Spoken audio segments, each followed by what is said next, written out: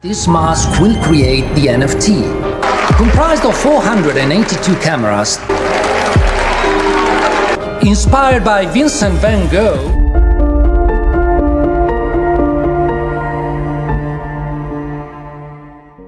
Dan kisah dimulai di sebuah pelelangan barang antik di kota Venezia, Italia. Acara pelelangan itu juga disiarkan secara langsung di beberapa negara di Eropa. Tujuannya adalah agar pelelangan tersebut dapat diikuti oleh para kolektor dimanapun berada. How does it feel in the hall? 19 million. Hyundai Wiley titled The Prelude. Kemudian terlihat aktor utama kita yang bernama Cyrus mendatangi acara pelelangan tersebut, di mana terlihat juga ada seorang wanita cantik yang menunggu di sebuah speedboat dan salah satu pegawai pelelangan di sana yang terlihat berkomunikasi dengan seseorang. Kemudian di tempat berbeda, tepatnya di London, terlihat dua orang rekan Cyrus yang juga bersiap di sana. Lalu tidak jauh dari gedung tersebut terlihat para agen Interpol mengawasi jalannya pelelangan itu karena dicurigai akan adanya aksi perampokan di tempat tersebut. What's it gonna be, Cyrus? He's like, here I am. He's not even wearing a mask. Carabinieri. Singkat waktu, Cyrus yang baru tiba kemudian mengikuti acara pelelangan tersebut. Tidak tanggung-tanggung, ia memberikan penawaran pertama sebesar $12 juta untuk sebuah topeng NFT yang diselimuti dengan micro kamera. Lalu terjadilah perang harga dalam penawaran barang tersebut antara Cyrus dan beberapa kolektor di sana. Hingga pada akhirnya lelang itu dimenangkan Cyrus dengan harga akhir yaitu $20 juta. Setelah itu Cyrus memerintahkan anak buahnya untuk menghidupkan alarm di sana. Dengan demikian, alarm tersebut adalah pertanda untuk anggota yang lain melakukan tugasnya. Dan terlihat rekan dari Cyrus yang berada di London pun tengah mencuri sebuah lukisan karya dari Van Gogh.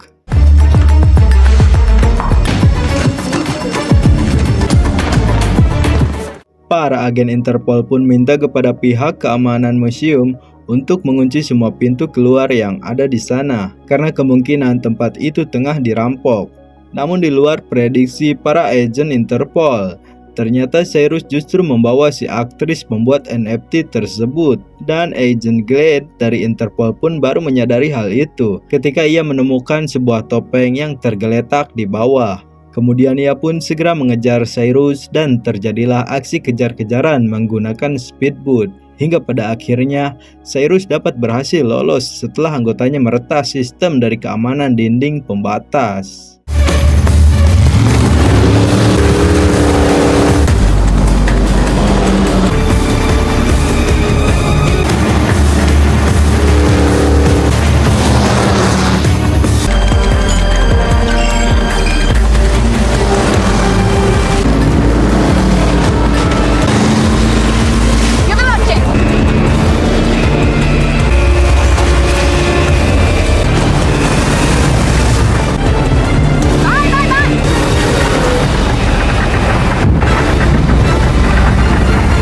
Nicely done, team.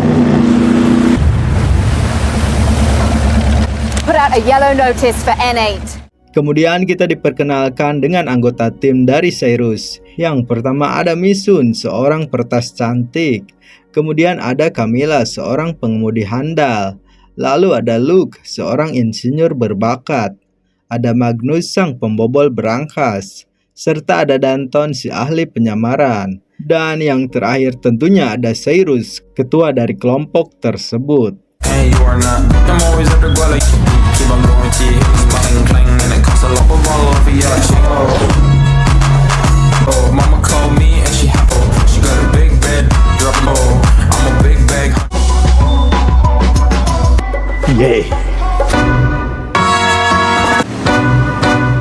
Setibanya di kapal pesiar milik kelompok Cyrus, lalu ia pun membayar $20 juta sesuai dengan harga barang yang didapatkan oleh Cyrus di pelelangan. Dan kemudian mereka pun berpesta merayakan hal tersebut.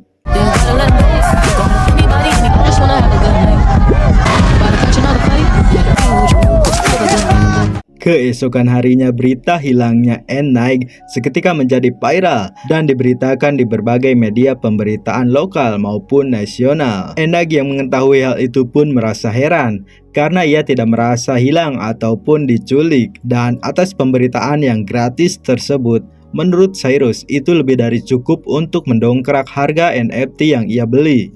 Bahkan sampai detik itu, harganya sudah mencapai 89 juta dolar, yang bila dibelikan cilok Mang Adul sepertinya lebih dari cukup untuk satu Indonesia. Dan menurut perhitungannya Cyrus, maka ia akan mendapatkan 42 juta dolar serta tambahan 27 juta dolar untuk sang aktris. 89 million. The whole world now thinks that you've been kidding. My calculations are correct. $89 million. We made $42 million and you made $27 million. Kemudian Skin memperlihatkan agent Glade yang berhasil menangkap Denton, yang sebelumnya memang Denton telah dicurigai oleh Interpol. Denton pun dicecar berbagai pertanyaan seputar keterlibatannya terhadap aksi pencurian di sana. Meskipun Interpol memiliki foto saat Denton tengah bersama Cyrus, namun ia tetap mengaku tidak mengenalnya. Lalu ada seorang rekan dari Glade yang membawakan sebuah bingkisan. Ternyata isinya foto-foto saat Glade bersama Cyrus.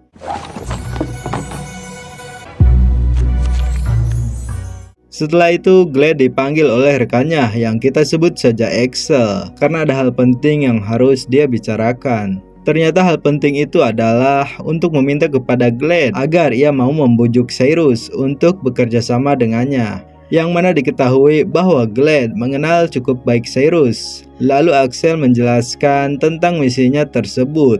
Axel ingin meminta Cyrus untuk mencuri sesuatu dari seseorang bernama Jorgensen, karena Jorgensen merupakan orang yang sangat licik. Beberapa waktu yang lalu, Interpol baru saja melepaskan seorang anak buah Jorgensen bernama Arthur. Dari sana Interpol mendapat informasi jika Jorgensen akan bekerja sama dengan kelompok hacker Leviathan, dengan tujuan untuk mensabotase utilitas perairan dan dapat menyebabkan bencana yang sangat parah. Diketahui bahwa kelompok pertas itu meminta bayaran kepada Jorgensen dengan emas senilai 500 juta dolar, sehingga Jorgensen berencana memindahkan emasnya itu dari London ke Zurich dalam 17 hari ke depan. Dan Axel bermaksud untuk bekerja sama dengan Cyrus dalam hal pencurian emas tersebut. They're planning some kind of massive strike on water. Jorgensen's been chatting with the hacker group, Leviathan.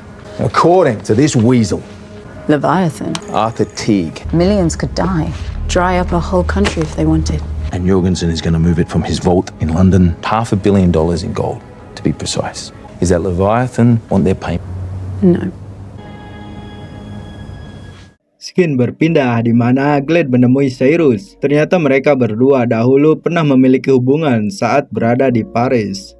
Namun setelah mengetahui latar belakang masing-masing, hubungan yang baru berlangsung 5 hari itu pun kandas. Karena Glade menganggapnya bahwa itu sebuah kesalahan yang seharusnya tidak terjadi.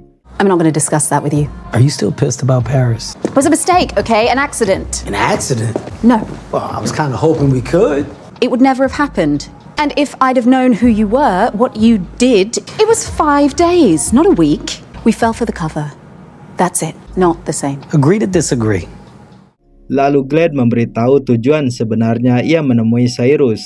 Cyrus yang mendengar nama Jorgensen pun menolak tawaran tersebut karena ia tahu bahwa Jorgensen adalah orang yang sangat berbahaya. Namun Glade mengancam Cyrus dan akan memenjarakan semua rekan dari Cyrus sebab Glade memiliki bukti pencurian lukisan Van Gogh di London. Dan jika Cyrus menyetujui penawaran tersebut, maka ia bersama anggotanya yang lain akan mendapatkan kekebalan hukum dan mereka bebas melakukan apapun. Bahkan catatan buruk dari mereka akan dihapuskan. Mendengar hal itu, Cyrus menyetujui penawaran tersebut. Namun dengan syarat bahwa Glade harus ikut menjadi bagian dalam tim dan ikut dalam aksinya. You got 24 hours to respond, Agent Gladwell. No you, no deal.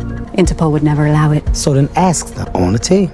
Singkat waktu, Glade menjelaskan tentang misi yang akan Cyrus dan kawan-kawan lakukan, bahwa emas itu akan dikemas dalam sebuah peti seberat 10 ton dari sebuah bank di London dan akan dikirim ke Zurich menggunakan pesawat komersil. Glad pun menyampaikan bahwa emas-emas itu harus sudah lenyap sebelum pesawat tersebut mendarat. Total weight 10 tons. In a single 4-foot square, the gold needs to disappear. Somewhere between the Bank of London and loaded onto a Sky Suisse passenger plane. Well, it's an exciting story. Sementara itu di Irlandia Utara, Arthur yang telah dibebaskan Interpol kini ditangkap dan dihabisi oleh anak buah Jorgensen setelah ia ketahuan membocorkan informasi tentang Jorgensen pada Interpol.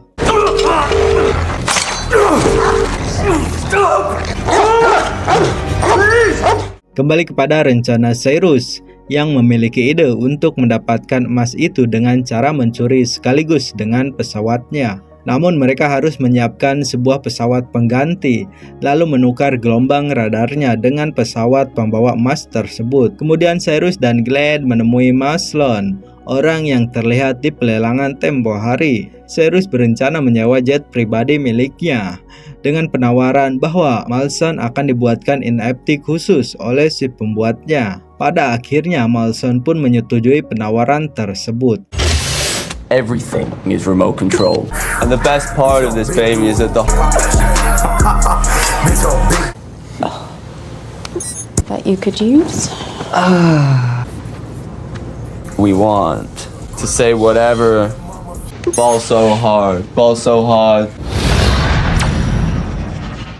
Akhirnya dengan jaringan yang dimiliki Interpol, mereka menempati sebuah markas baru untuk memodifikasi jet tersebut dan melapisinya menggunakan plat siluman agar pesawat itu tidak dapat terlacak oleh radar. Sementara itu Magnus bertugas untuk membobol berangkas pada ketinggian tertentu dan dia hanya memiliki waktu sekitar 10 menit saja. Namun ia mengatakan bahwa dirinya hanya dapat membuka berangkas itu dalam kondisi tanpa guncangan. With this laser, I could crack this fault. Stewart platform, so you need a stabilizer. Stewart platform, that's it. Berpindah pada Camilla yang sedang berlatih menggunakan simulator untuk memposisikan pesawat jet agar berada tepat di bawah pesawat target. Namun ia mengalami kendala karena masih kesulitan untuk menghindari aliran udara yang selalu membuatnya terpental. Lalu Cyrus mencoba mengatasi permasalahannya itu dengan menggunakan topping NFT-nya di pesawat jet tersebut agar Camilla dapat melihat ke segala arah.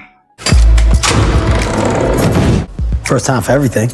At those speeds, it just hasn't been done before. Cameras into your stealth mods to give a Kemudian masalah lain muncul ketika mereka tidak akan bisa jika menghidupkan pengganggu sinyal dan transpondernya secara bersamaan di dua pesawat yang berbeda. Lalu Cyrus menyarankan jika tidak dapat meretas teknologinya, maka mereka harus meretas orangnya. Yang kebetulan bahwa Glad memiliki seorang kenalan yang bekerja menjadi seorang operator ATC di bandara. Do we know someone in Brussels? Why Brussels? I know someone. He's a piece of shit, but Kemudian Cyrus dan Glad pun berangkat ke Brussels, menemui seorang kenalan Glad yang bernama Harry. Setelah mendapat tawaran $1 juta dari Cyrus, Harry pun menyetujui akan kerjasama tersebut. Setelah itu Glad mendapat pesan dari Excel untuk segera menemuinya. Menurut informan Excel, bahwa Jorgensen mempercepat waktu pengiriman emasnya. Mendengar hal itu, Cyrus memilih mundur karena waktunya tidak akan cukup untuk mempersiapkan semuanya. 10 days. And it's why we think the bank has brought up the transfer to 10 days from now. I'm sorry, Abby, I'm out. That's not enough time. It was when I opted in. Get out! I didn't realize this was an opt-in. Cyrus. Bertempat di markasnya, Cyrus bersama rekan-rekannya berdiskusi mengenai hal tersebut dan memutuskan untuk tidak melibatkan mereka karena menurutnya terlalu beresiko dengan apa yang harus dilakukan. Namun rekan-rekannya itu mengerti dengan situasi dan kondisinya saat ini. Jadi mereka tetap ikut rencana yang sudah disiapkan sejak awal tersebut. Kemudian mereka mengejar waktu persiapan itu dengan menyiapkan berbagai hal yang belum terrealisasi. Mereka membagi alat perusak sinyal menjadi beberapa bagian agar tidak terdeteksi saat di bandara. Dan nantinya potongan-potongan tersebut akan dirakit kembali oleh Glad di dalam toilet pesawat. Lalu beberapa persiapan yang lain pun telah selesai dilakukan, seperti memasangi pesawatnya dengan plat siluman, serta menyiapkan drone untuk menggantikan sinyal dari pesawat yang membawa emas tersebut.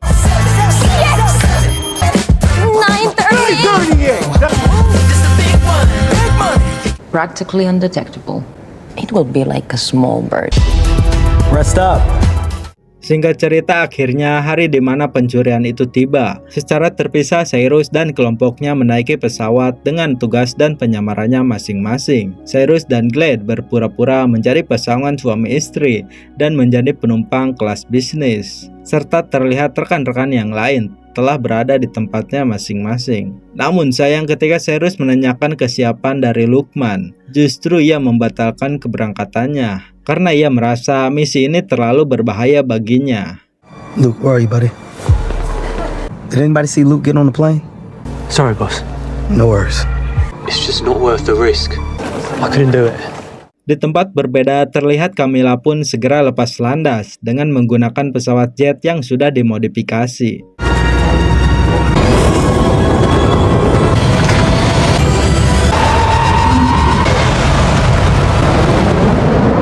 Berpindah ke Mission yang mengetahui bahwa ada 2 anak buah Jorgensen berjaga di kelas 1 dan ada 3 orang yang berjaga di kelas ekonomi. Setelah waktunya cukup, lalu Cyrus dan yang lainnya pun segera menyiapkan bagian-bagian dari pengganggu sinyal untuk di pesawat tersebut. Berpindah kepada hari yang mulai panik ketika memperhatikan radar yang masih terlihat 2 pesawat di posisi yang sama karena alat yang dirakit oleh Glade belum juga menyala. Meskipun sempat ada teman dari Hari yang menyadari hal itu, namun Hari tetap meyakinkan temannya bahwa hal itu dapat segera diatasi. You clearly think I'm unable to do my job properly. Relentless undermining behaviour to HR. Are you going to notify Jean-Pierre? I've never seen this before. Lalu Hari menghubungi pilot dari pesawat tersebut jika mereka harus melakukan pendaratan darurat di sebuah bandara kecil yang bernama Cortina. Mendengar hal itu, anak buah Jorgensen segera mengambil tasnya dan mempersiapkan senjata, bermaksud untuk membajak pesawat agar tetap mengarah ke bandara Zurich. We are working to correct the problem. Lalu Cyrus segera memerintahkan Denton dan Magnus untuk mulai membobol berangkas emas di lantai bagasi pesawat. Kemudian Mitsun memutus sinyal Wi-Fi yang ada di dalam pesawat tersebut. Tanpa diduga, salah satu anak buah Jorgensen segera menyandra seorang pramugari untuk memaksanya kepada pilot untuk tetap mendaratkan pesawatnya sesuai rute yang telah diatur. Namun Cyrus yang tidak tega melihatnya, ia menyerang anak buah Jorgensen untuk memberi waktu pada Magnus agar dapat segera membuka berangkas tersebut.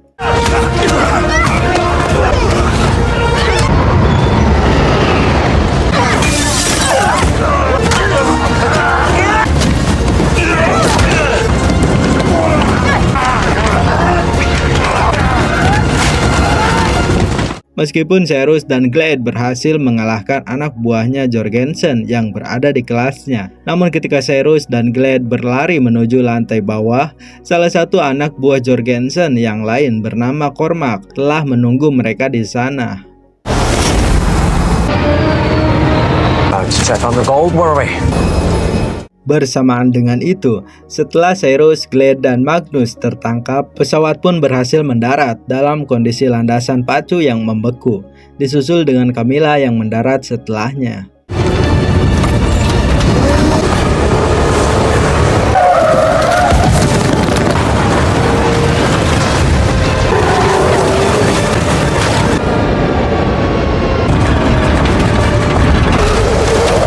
Tidak lama setelah itu, Jorgensen menghubungi Cormac setelah mengetahui bahwa emasnya itu belum juga tiba. Dan Cormac melaporkan bahwa ada insiden kecil di sana. Lalu ia memerintahkan kepada Cormac untuk membawa pencuri itu beserta emas miliknya. Who are they? You have an hour. Bring the thieves and the gold to me here. Then I can help them.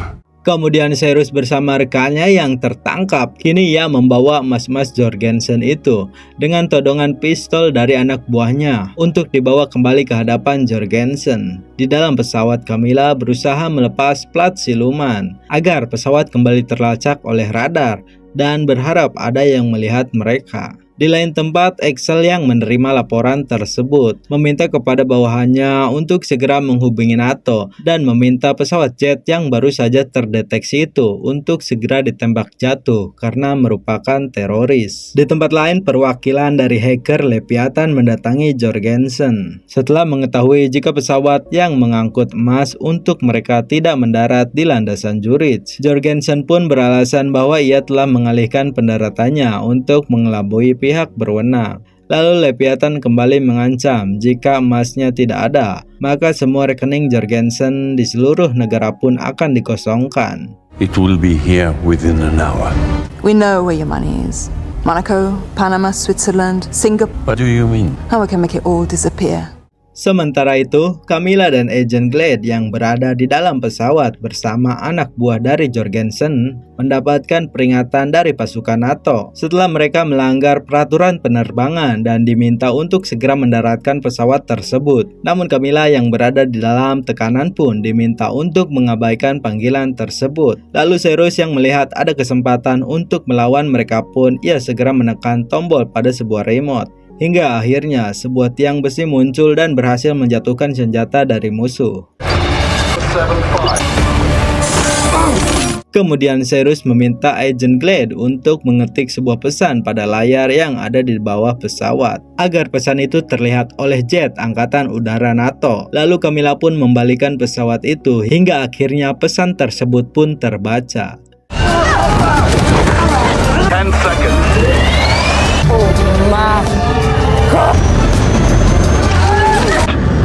Civilian hostages on board. Repeat, standing down and breaking off. Stand down and break off.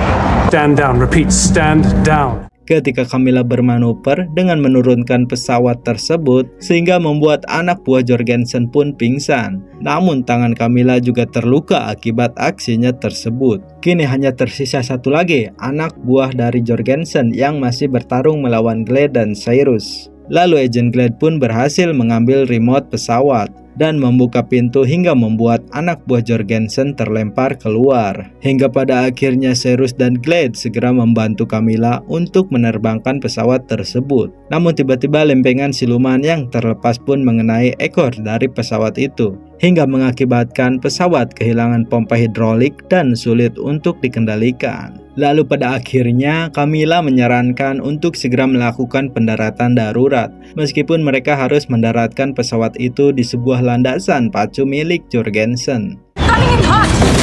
Mierda, mierda!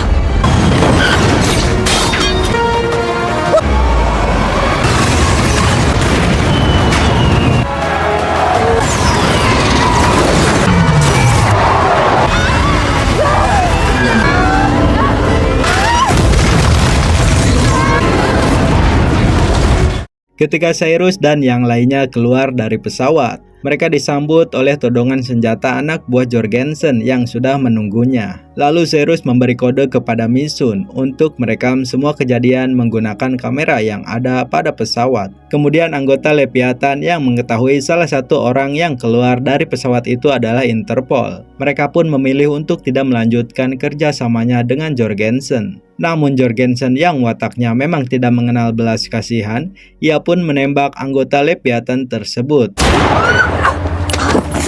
Do we still have a deal? No more typing.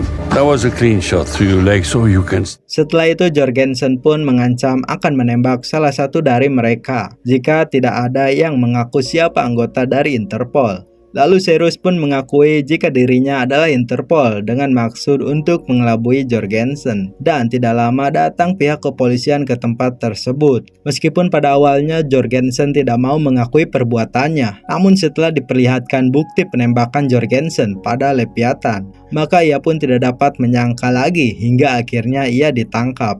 My pleasure. Misan, play it.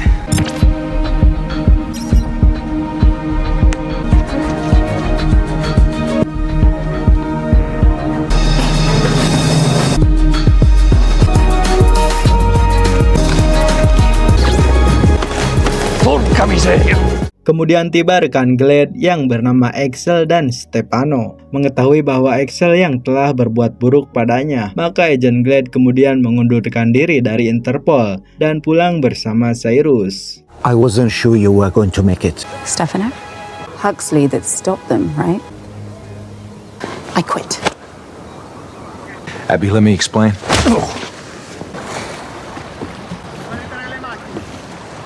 You need a lift?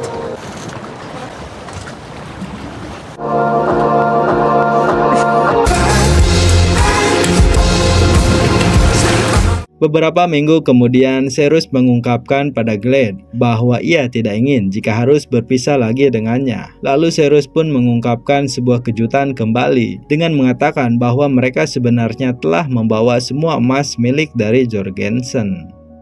The first part you knew about. What? Yeah. Agnes waited until the plane was on approach.